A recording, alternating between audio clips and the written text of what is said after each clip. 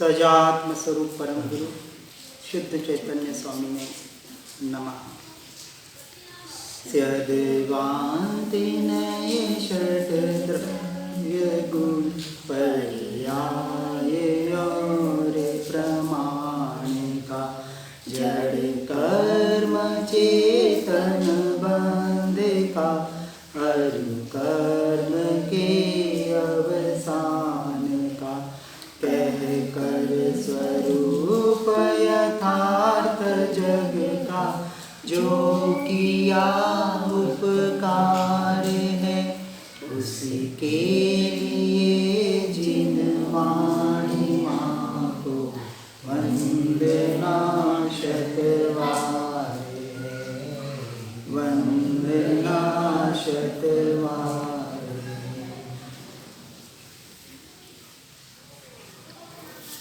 ओम परमात्मने नमः।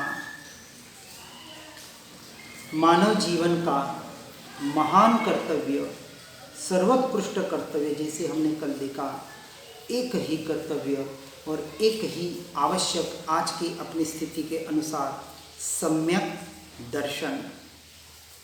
दंसन मूलो धम्मो, धर्म का मूल सम्यक दर्शन है। उस सम्यक्त्व को भावपूर्वक नमस्कार करते हुए श्रीमद जी का एक पत्र के द्वारा या काव्य के द्वारा यहाँ लिया है, उसका हिंदी अनुवाद।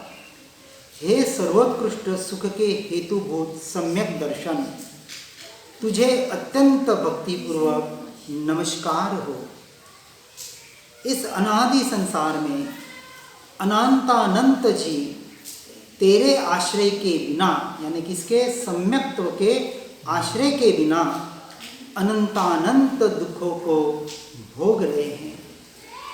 ये जो संसार अनादि काल से चल रहा है और अनंत काल तक ऐसा ही चलता रहेगा इसके परिणमन के अनुसार। और अनंतानंत जीव इस संकित को न पाने की वजह से, जिसे हम मिथ्यात्व भी कहते हैं और अज्ञान दशा भी कहते हैं, अगृहित मिथ्यात्व और गृहित मिथ्यात्व, इन दोनों को सही तरीके से न समझने की वजह से या अपने जीवन से न निकालने की वजह से इसके आश्रय के बिना अनंतानंत दुखों को भोग रहे हैं। यानी भले आज हम अंबानी की बात करें या इस विश्व से बड़े किसी धनाढ्य की भी बात करें, तो भी वो अनंतानंत दुख को ही भोग रहा है, भले वो बाहर से कितना भी धनाढ्य या सुखी नजर आता हो। संकित के बिना जितने भी जीव है वो कहीं ना कहीं अनंतानंत दुख ही भोग रहे हैं। आज नहीं, आज हमको लग रहा है कि बहुत सुखी है, लेकिन ये पाप कर्मों का जब उदय आएगा इस भव में नहीं तो अगले भव में अनंतानंत जीव इस 84 लाख योनियों में अनंत काल तक इस संकित के आश्रय के बिना भटकना उनका हो रहा है। अब कहते हैं कि हे संकित, हे सम्यक्त्व, तेरी परम कृपा से स्वस्वरूप में रुचि हुई। किसकी वजह से? अपेक्षा से, व्यवहार से कथन किया जा रहा है कि हे संकित, अपन जैसे कहते कि हे परमात्मा, हे सद्गुरु, हे सत्शास्त्र, हे सद्धर्म, आपकी कृपा से मैंने ये मार्ग पाया। तो व्यवहार से गुरु रया छद्मस्त पण विनय करे भगवान। तो एक व्यवहार विनय और एक निश्चय विनय। जहाँ जहाँ जे योग्य छे तहाँ समझू ते। तो विनय को सही तरीके से व्यवहार के दृष्टि से व्यवहार विनय बताया है और निश्चय दृष्टि से अपने आत्मा में, अपने स्वरूप में रमणता ही सर्वोत्कृष्ट परम विनय है। उस परम विनय तक हमें पहुँचना है। ऐसे परम कृपा से स्वस्वरूप में जब मुझे रुचि हुई और परम वितराग स्वभाव के प्रति दृढ़ निश्चय उत्पन्न हुआ। किसके प्रति? परम वितराग के प्रति नहीं, परमात्मा के प्रति नहीं, परम वितराग स्वभाव के प्रति। जो इस स्वभाव में वितराग परमात्मा निरंतर रमण कर रहे हैं और जो स्वभाव वही मेरा है, उस मेरे स्वयं के वितराग स्वभाव के प्रति जो दृढ़ निश्चय उत्पन्न हुआ। सम्यक दर्शन का पूरा मार्ग बता दिया कि सम्यक दर्शन परमात्मा की भक्ति, परमात्मा का दृढ़ निश्चय को नाम सम्यक दर्शन नहीं बताया, अपनी आत्मा का कि जो स्वरूप परमात्मा का देवगुरु शास्त्र का है वही स्वरूप मेरा है, क्योंकि तत्व की दृष्टि से बात की जा रही है, व्यवहार की दृष्टि से नहीं। व्यवहार सम्यक दर्शन और निश्चय सम्यक दर्शन दोनों को यथार्थ रीति से समझकर उसके अनुरूप अपना आचरण करने का प्रयास पुरुषार्थ करना है। इस प्रकार से कह रहे हैं कि हे सम्यक दर्शन, हे वित कि तेरी कृपा से स्वस्वरूप में रुचि हुई और वितराग के प्रति, वितराग स्वभाव के प्रति दृढ़ निश्चय उत्पन्न हुआ और कृतकृत्य होने का मार्ग ग्रहण हुआ। क्योंकि जब सम्यक दर्शन जो मोक्ष का पाया है, बेस है, मूल है, उस मूल को ही नहीं समझेंगे तो हम ऊपर तक अंतिम स्टेज तक नहीं पहुंच पाएंगे। ऐसे चौथे गुणस्थानक में जिस सम्यक दर्शन को प्रकट करके 13वें गुणस्थान में केवल ज्ञान प्रकट करके अंत में मोक्ष को प्रकट एक समय में करना है, उस स्थिति का निरंतर हमें जो निश्चय हुआ, ऐसा कृतकृत्य मार्ग हमने ग्रहण कर लिया है, ऐसा भीतर से दृढ़ निश्चय हुआ है, अब अंश मात्र भी शंका नहीं है। ऐसे निशंक जो जीव होते हैं वो निशंक जीव ही निर्भयता की ओर बढ़कर फिर निसंगता में जाकर मोक्ष की ओर तीव्रता से बढ़ते हैं। इसलिए कहा, हे वीतराग जिनेन्द्र, आपको अत्यंत भक्तिपूर्वक नमस्कार करता हूँ। क्यों करता हूँ? क्योंकि आपने, इसलिए नहीं कि आप वितराग परमात्मा है, आप वो तो है ही हैं, आप परमात्मा होने के साथ साथ जिन्नाणम जावयाणम तिन्नाणम तारयाणम उद्धाणम बोहगाणम उत्ताणम मोहगाणम, ऐसा जो आपका स्वरूप है, आपने इस पामर के प्रति अनंतानंत उपकार किए हैं। इसलिए व्यवहार की अपेक्षा से उनका उपकार हमें मानना ही पड़ेगा, परंतु उस उपकार में अटकना नहीं है। और आगे बताते हैं, पहले परमात्मा को वंदन किया, फिर हे कुंद कुंदादि आचार्यो, आचार्यो कुंद कुंद आदि, यानी जितने भी आचार्य इस मार्ग में हुए हैं और जिनके निमित्त से हमें ये मार्ग मिला है, उन सभी को नमस्कार आ गया। आदि में आपके वचन भी स्वरूपानुसंधान के लिए इस पामर को परम उपकारभूत हुए हैं, इसलिए आपको भी परम भक्ति पूर्वक नमस्कार करता हूँ। और क्यों नमस्कार करता हूँ? क्योंकि सम्यक दर्शन की प्राप्ति के बिना जन्मादि दुखों की आत्यंतिक निवृत्ति नहीं हो सकती।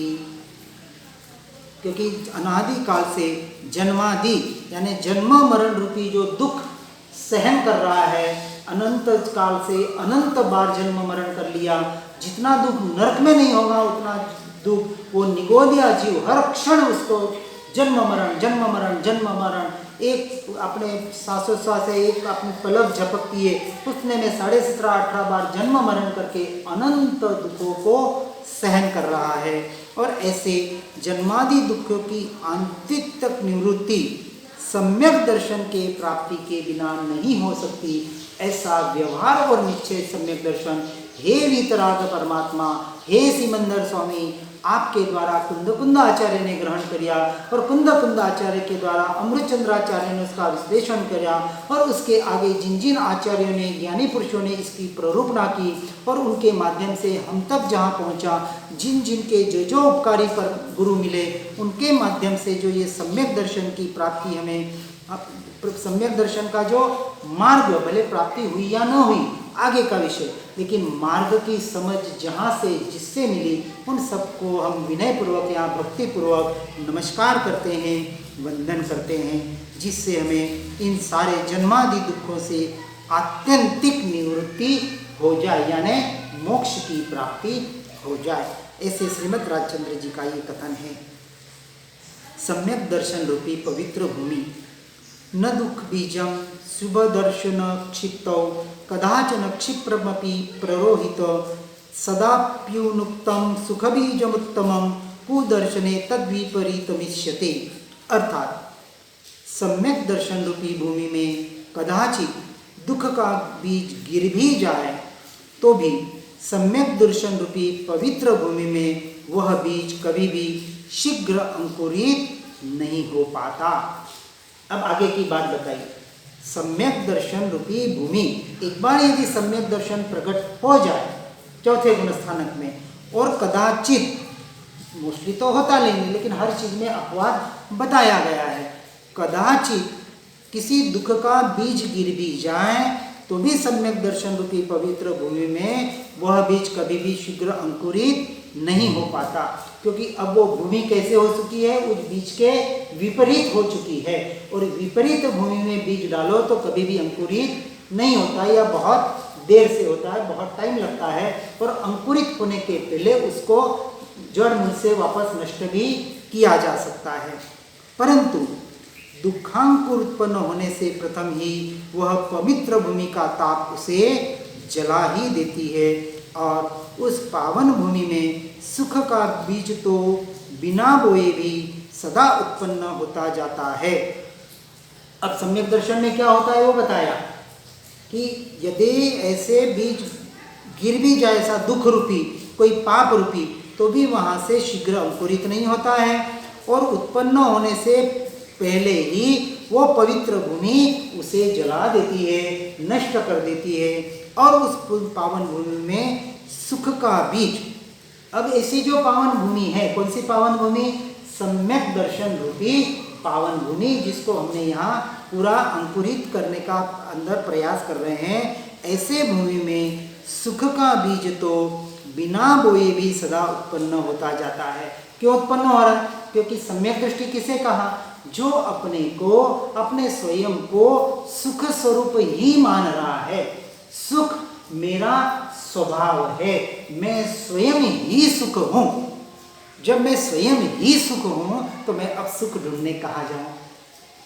तो अब ऐसे जीव को, सम्यक दृष्टियों को, बाहर कितनी भी अनुकूलता हो चाहे प्रतिकूलता हो, न वो अनुकूलता में एकत्व करते हैं, सुख मानते हैं, न उस प्रतिकूलता में दुख मानते हैं, दुखी होते हैं। जो भी है सब कहाँ है? बाहर और बाहर। ये बाहर के सुख और दुख सारे कर्मों के उदय का परिणाम है। मुझ आत्मा को स्पर्शे तक नहीं है तो मुझ के भीतर आने की तो बात ही नहीं है। इसलिए ऐसे पवित्र भूमि में सुख का बीज बिना बोए सदा उत्पन्न होता ही रहता है, क्योंकि उनका उपयोग जैसे ही स्वयं में जाता है, अपने को सुख स्वरूप, शांत स्वरूप, ज्ञान स्वरूप मानकर अपने उस आनंद का ही आनंद लेते हैं। परंतु इसके विपरीत मिथ्या दर्शन रूपी भूमि में तो लगातार उससे विपरीत फल होते हैं। अर्थात मिथ्या दर्शन रूपी भूमि में कदाचित सुख का बीज बोने में आ जाए तो भी वह अंकुरित नहीं होता। सम्यक दृष्टि के भी दुख का भी अंकुरित नहीं होता, और यहाँ तो सुख का बीज भी बोने में आ जाए तो वह अंकुरित नहीं होता, परंतु जल जाता है।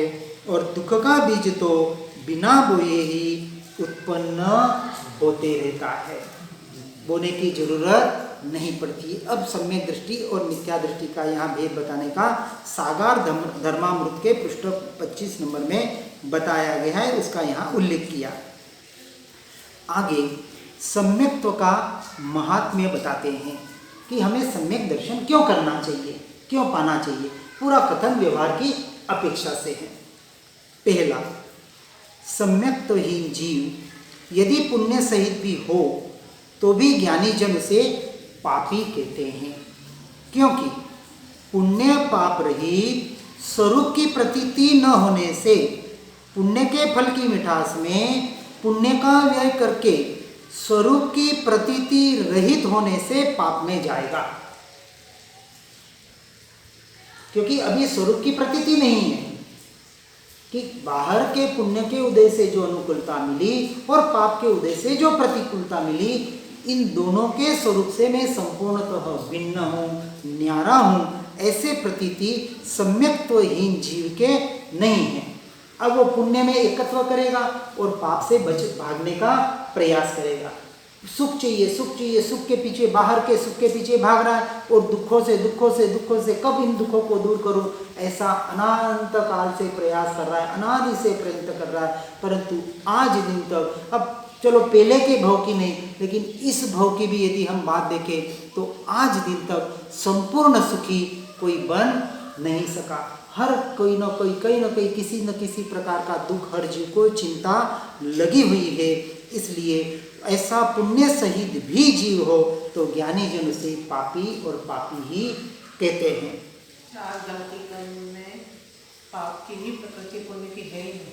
हाँ, एक अपेक्षा से अध्यात्म के दृष्टि से पुण्य को भी पाप के श्रेणी में ही लिया गया है। इस अपेक्षा से कहेंगे तो पुण्य भी तो पाप ही है, क्योंकि कर्म बंध का ही कारण कर रहा है। जो कर्म बंध का कारण करे, चाहे वो लोहे की बेड़ी हो, चाहे सोने की बेड़ी हो, बेड़ी तो बांधने का काम करेगी, और जो बांधने का काम करेगी वो मुझे स्वतंत्र कैसे कर सकती है? तो जेल से तो छूटना है, तो कौन सी भी बेड़ी हो, बेड़ियों से छूटना ही पड़ेगा। तो ऐसे पाप और पुण्य रूपी से हमें दोनों के स्वरूप से छूटना ही पड़ेगा, और उसका एकमात्र उपाय संकित की प्राप्ति यानी आत्मानुभूति करना, यही एकमात्र उपाय है। आगे बताते हैं, सम्यक्त्व सहित नरकवास भी भला है और सम्यक्त्वहीन होकर देवलोक का निवास भी शोभास्पद नहीं है। हमें नरक और स्वर्ग की बात पता नहीं, लेकिन यदि संकित हो और नरक भी मिल जाए, जैसे सैनिक महाराजा, कृष्ण महाराजा आज कहते हैं कि भले नरक में है लेकिन आने वाले 24 में तीर्थंकर बनने वाले हैं, तो ऐसा नरकवास भी हमें मंजूर है, पर संकित के बिना का स्वर्ग भी हमें मंजूर नहीं है। सिर्फ संकित की महिमा बताने की अपेक्षा से बताया गया है। आगे कहते हैं, संसार रूपी अपार समुद्र से रत्नत्रय रूपी जहाज को पार करने के लिए सम्यक दर्शन चतुर खेवटिया यानी नाविक के समान है। जो उत्कृष्ट नाविक होता है, वो कुछ बाढ़ आ जाए या ऐसी कुछ विपरीतता आ जाए तो उसमें भी अपनी नाव को कैसे कैसे भी बचाने का प्रयास करके बचा लेता है। ऐसे ये संसार रूपी अपार समुद्र से, हम संसार सागर कहते हैं, इस संसार सागर में हमारी ये नाव चल रही है, ये जीवन रूपी नैया चल रही है। ऐसी जीवन रूपी नैया को, जहाज को पार करने के लिए ऐसा ये रत्नत्रय रूपी जहाज, ये जहाज कौन सा है? सम्यक दर्शन ज्ञान चारित्राणी मोक्ष मार्ग जो बताया, इस जहाज को भी पार करने के लिए मूलतः सम्यक दर्शन उसका चतुर नाविक है। मात्र सम्यक ज्ञान हो तो काम नहीं होगा, और सिर्फ चारित्र भी हो तो भी काम नहीं होगा। जब तक सम्यक दर्शन यानी यथार्थ व्यवहार और निश्चय दोनों सम्यक दर्शन की प्राप्ति जब तक जीव नहीं करता है, अपेक्षा से कहे तो पर द्रव्य से संपूर्णतः हटकर जब वो अपने स्वद्रव्य में, अपने स्वभाव में, अपने स्वरूप में स्थिर होने का निरंतर पुरुषार्थ करता है, तो ऐसा सम्यक दर्शन उसे सबसे बड़ा नाविक के समान काम करता है। उसकी इस जीवन नैया को इस संसार सागर से पार करा देता है। आगे कहते हैं, जिस जीव के सम्यक दर्शन है वह अनंत सुख पाता है, और जिस जीव के सम्यक दर्शन नहीं है वह यदि पुण्य करे तो भी अनंत दुखों को भोगता है। अब यहाँ प्रश्न होता है कि सम्यक दृष्टि जीव अनंत सुख को पाता है बताया, लेकिन हम तो देखते हैं व्यवहार में कि कितने ही सम्यक दृष्टि हुए, उनको तो कितना दुख था, कितना शारीरिक कष्ट था, कितनी संसार में विपरीतताएं थी, महावीर स्वामी को कितने कष्ट आए, और हम सारे शास्त्रों में बताए जाते हैं। तो ऐसा क्यों हुआ? क्या उनको दुख नहीं था? और यहाँ तो कह रहे हैं कि अनंत सुख पाता है, तो क्या दुख नहीं पाता है? इसका अर्थ ये हुआ कि जब वो अपने सुख स्वभावी स्वरूप का, स्वभाव का आश्रय लेता है, तो पर्याय में या बाहर पुद्गल के परिणमन में जो कुछ भी दुख आता है वहाँ से निरंतर अपने दृष्टि को हटाकर ये मेरा स्वरूप नहीं है, उस स्वरूप से ये जड़ का, पुद्गल का परिणमन मात्र है, कर्म का स्वरूप है, और ये पुद्गल का परिणमन अंश मात्र भी मैं नहीं हूँ, मेरे में नहीं है। इस तरह से वेद ज्ञान करके निरंतर अपने सुख स्वभाव में आने की वजह से दुख होते हुए भी सम्यक दृष्टि जीव दुखी नहीं होता। वो दुखी नहीं होता, इस अपेक्षा से कहा कि उसको दुख नहीं होता। तो दुख भले बाहर से संसारियों को नजर आता है, परंतु भीतर से उसकी दृष्टि कहाँ है? अपने सुख स्वभावी आत्मा के ऊपर है। ये सम्यक दृष्टि का यहाँ लक्षण बताने का प्रयास किया जा रहा है। इस अपेक्षा से सम्यक दृष्टि जीव अनंत सुख को ही भोगता है, क्योंकि अपने स्वरूप को, अपने स्वभाव को का ही वो कर्ता और भोक्ता बन रहा है। और जिसे सम्यक दर्शन नहीं है उसके उल्टा है, बाहर से कितना भी सुख हो तो भी वो उस अनंत दुख को ही भोगता है। इस प्रकार सम्यक दर्शन की अनेक विध महिमा है। इसलिए जो अनंत सुख चाहते हैं उन समस्त जीवों को उससे प्राप्त करने का सर्वप्रथम उपाय सम्यक दर्शन ही है। अब बहुत जने की भ्रांतियां भ्रमणा होती है कि मोक्ष में तो अनंत सुख है ना। भाई मोक्ष आप एक व्यवहार से कहते हैं कि मोक्ष में अनंत गुना सुख है। मोक्ष में कहो या आत्मा में कहो, क्योंकि आत्मा ही तो मोक्ष स्वरूप है। तो मुझ में अनंत सुख है, जब मोक्ष में सुख मिलेगा। तो मुझे एक जने ने प्रश्न किया था, सत्संग में आता था, 3 दिन सत्संग में आया, यही बातें हमारी चल रही थी, वहाँ अनंत सुख है। तो तीसरे दिन उसने मेरे को आके पहले प्रश्न किया, सत्संग के 5 मिनट पहले आया, आप रोज अनंत सुख बोलते हैं, तो ये संसार में क्या धीरूभाई अंबानी या वो जो अंबानी है उससे ये जो स्वर्गलोक में सुख मिलता है उससे अनंत गुना सुख है? अब वहाँ सुख की परिभाषा क्या? कोई अप्सराएं होंगी, कोई हरे जीवारत हीरे जीवारत होंगे, ऐसे माणक मोती का बंगला होगा, ये होगा वो होगा, ऐसा तो इससे इस किसी भी प्रकार के सुख को यहाँ अंश मात्र भी सुख नहीं कहा है। उस सुख की क्वालिटी, उस आनंद की क्वालिटी, उस ज्ञान की क्वालिटी और आत्मा के आनंद की क्वालिटी में जमीन आसमान का फर्क है। उस सुख की, क्योंकि हमने अनादि से उस सुख की कल्पना शरीर आश्रित की हुई है, मन के आश्रित की हुई है। अब उसको उस क्वालिटी का सुख चाहिए तो ऐसा सुख तो नहीं मिलेगा। फिर हम पूछते हैं अब मोक्ष चाहिए कि नहीं चाहिए? चौथे दिन आने से बंद हो गया। यानी उसको ऐसा सुख, कैसा सुख चाहिए? संसार में अच्छे से अच्छा सुख, ज़्यादा से ज़्यादा पैसा कमा कर मैं सुख सुविधा लाकर सुखी कैसे बनूं, यही इसी सुख के पीछे। और वास्तविकता यही है। हमारे हम्पी में भी देखते हैं, सभी तरह देखते हैं, ज्ञानी पुरुषों का भी आश्रय लेने वाले 90% लोग अपने संसार के सुख को चाहते हैं कि हमारे संसार की सारी समस्याएं निकल जाए। फिर क्या बोलते हैं कि संसार की समस्या निकल जाएगी तो हम जल्द से जल्द आपके पास आ जाएंगे। अरे भाई वो समस्या तो कभी निकलने वाली ही नहीं है, इसका मतलब तो कभी हमारे पास आने वाला ही पक्की बात है। तो वो चाहता वही है कि संसार के इन दुखों से कैसे छुटकारा पाओ। अब ज्ञानी पुरुष तो कहते भी तेरे कर्म, उसको मैं क्या करूं। एक उसके ऊपर दृष्टांत आता है कि आनंद गंज जी का, और कोई दूसरे इस पे भी देते हैं कि एक जोड़ा उनके पास आया, उनको बच्चा नहीं हो रहा था, बहुत बार आया, उनके पास विनती की और लास्ट में वो थक गए, इतने थक गए कि उन्होंने कागज पे कुछ लिख के दिया, उसकी पोटली बना दी, उसको धागा बांध दिया और कह दिया हाथ पे बांध दे, तेरा काम हो जाएगा। अब जैसे ही उसका काम हो गया, आई चरणों में पड़ी, जैसे ही काम हुआ, आपका तो अनंत उपकार है। तो कहा ऐसा कौन सा मंत्र आपने दिया? तू ही खोल के पढ़ ले। तो इसमें कहा तेरी तू जाने, इससे मुझे क्या। कोई यंत्र नहीं, कोई मंत्र नहीं। जो अब कहने का तात्पर्य यहाँ 2 तरीके से ले सकते हैं। तो ये किसने काम किया? उसकी श्रद्धा ने काम किया। कोई रक्षा पोटली या बाहर की कोई वस्तु काम नहीं करती है। जो भी काम करती है हमारी श्रद्धा ही काम करती है। चाहे पुण्य रूप हो, चाहे पाप रूप हो, चाहे सम्यक दर्शन रूप हो, चाहे केवल ज्ञान रूप हो, जो भी है सारी हमारी श्रद्धा का परिणमन मात्र है। इसलिए हम मंदिरों में, चित्रपटों में जो स्थापना करते हैं, ये स्थापना भी का क्या है? हमारे श्रद्धा का ही परिणमन, हमारी श्रद्धा की ही स्थापना मात्र है। यदि श्रद्धा नहीं है तो वो बाकी तो जड़ वस्तु ही है। वो जड़ पुद्गल आपका क्या करे? आपके श्रद्धा की हमारे अभिवृद्धियों के लिए हमने ऐसे आलम्बन बनाए हैं जो हमें एक बहुत बड़े उपकारी प्रतिभासित होते हैं। इस प्रकार से हमें इस सम्यक दर्शन की प्राप्ति का ही सबसे सर्वप्रथम उपाय करना ही चाहिए। श्रीमद् राजचंद्र जी ने भी आत्म सिद्धि में प्रथम पद में ही कहा है कि जो स्वरूप समझे बिना पाया दुख अनंत, समझाया उन पद नमो श्री सद्गुरु भगवन।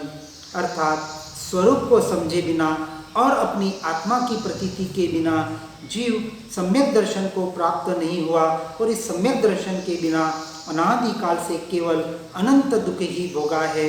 उस अनंत दुख से मुक्त होने का एकमात्र उपाय सम्यक दर्शन ही है, दूसरा और कोई भी नहीं है। यह सम्यक दर्शन आत्मा का ही स्वस्वभावी गुण है, और सुखी होने के लिए हे जीव सम्यक दर्शन को सर्वप्रथम प्रकट करो। इसलिए कहा कि सम्यक दर्शन और कुछ नहीं है, आत्मा का ही एक गुण है। अनंत गुणों में जैसे ज्ञान गुण उसका है, वैसा ही दर्शन गुण उसका है, वैसा ही चारित्र गुण उसका है। लेकिन उस दर्शन ज्ञान चारित्र को अब जो वो मिथ्या रूप थे उससे हमें सम्यक रूप परिणमित करना है। तो जो हमारी मान्यता श्रद्धान, बस श्रद्धान जो विपरीत श्रद्धान है उसकी दिशा को बदलने का पुरुषार्थ करना है। जो उपयोग पर द्रव्य की ओर, पर पदार्थों की ओर जा रहा है उसे सद्रव्य स्वपदार्थ की ओर करना है। पर समय से स्व समय में आने का पुरुषार्थ करना, यही एकमात्र उपाय हमारे पास है। ऐसे कल्याण मूर्ति सम्यक दर्शन कहते हैं। हे जीवो, यदि आत्म कल्याण करना चाहते हो तो पवित्र सम्यक दर्शन प्रकट करो। वह सम्यक दर्शन प्रकट करने के लिए सत्समागम से स्वतः शुद्ध और समस्त प्रकार के परिपूर्ण ऐसे आत्म स्वभाव की रुचि और विश्वास करो, उसी का लक्ष्य करो और उसी का आश्रय करो। अब सम्यक दर्शन प्राप्त करने के लिए क्या करना, तो यहाँ बताया कि यदि आत्म कल्याण चाहते हो और सम्यक दर्शन, निश्चय सम्यक दर्शन, वास्तविक मोक्ष चाहते हो तो क्या करना है कि सत्समागम से, जैसे हमने कल देखा, अहो सत्पुरुष के वचनों, अहो मुद्रा, अहो सत्समागम, तीन जो बातें बताई, ऐसे माध्यम से स्वतः, कौन, अब कोई आगे करने वाला नहीं है, स्वतः शुद्ध और समस्त प्रकार से परिपूर्ण अपने आत्म स्वभाव की सबसे पहले रुचि जागृत करो कि अब मुझे अपनी आत्मा को ही जानना है, आत्मा को ही मानना है और आत्मा में ही रमणता करनी है। जानने का नाम सम्यक ज्ञान, मानने का नाम सम्यक दर्शन और आत्मरमणता का नाम सम्यक चारित्र। इस रत्नत्रय की एक रूपता, उसका विश्वास करो, उसी का लक्ष्य करो और उसी का आश्रय करो। ये बताया, विश्वास करो यानी क्या, उसी का ज्ञान करो और उस पर विश्वास करो और उसी का लक्ष्य करो, यानी सम्यक दर्शन करके निरंतर रटन अपने उपयोग को निरंतर अपने स्वरूप स्वभाव में स्थिर करने का पुरुषार्थ करो और एकमात्र आश्रय अपने स्वरूप का, आत्म स्वभाव का बताया। इसके अलावा सम्यक दर्शन की प्राप्ति तीनों लोक में, तीनों काल में नहीं हो सकती। इसके अतिरिक्त जो कुछ है उस सर्व की रुचि, लक्ष्य और आश्रय छोड़ो। अब दो प्रकार से उपदेश दिया, एक नास्ति से और एक आस्ति से।